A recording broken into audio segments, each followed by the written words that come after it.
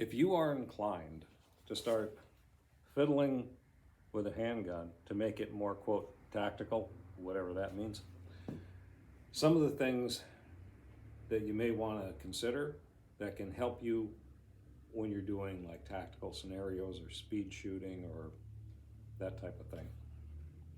This was born a Glock. Doesn't look much like it anymore, but the frame has been undercut here and up here. That gets your hand higher on the frame and more in line with the bore, and that has a greater propensity for the recoil to be more straight back and a little less muzzle flip. The back here, you notice there's no more finger grooves on the front.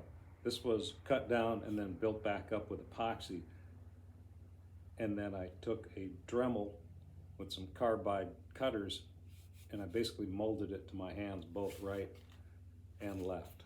So it's an ambidextrous gun. But this thing has a safety on it.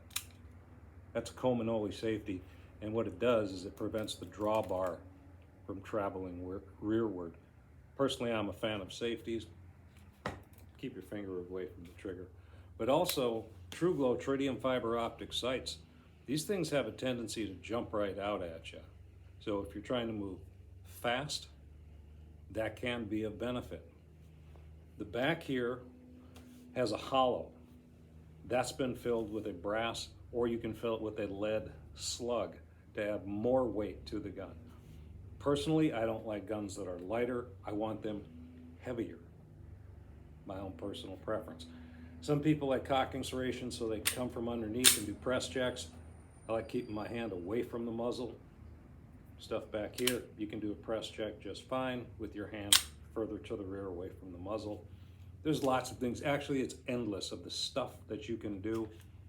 Flared mag wells, you know, all that kind of thing. But a couple of things to stop and consider if you are doing more of that I want to move fast type scenarios. A couple things to think about. Happy trails.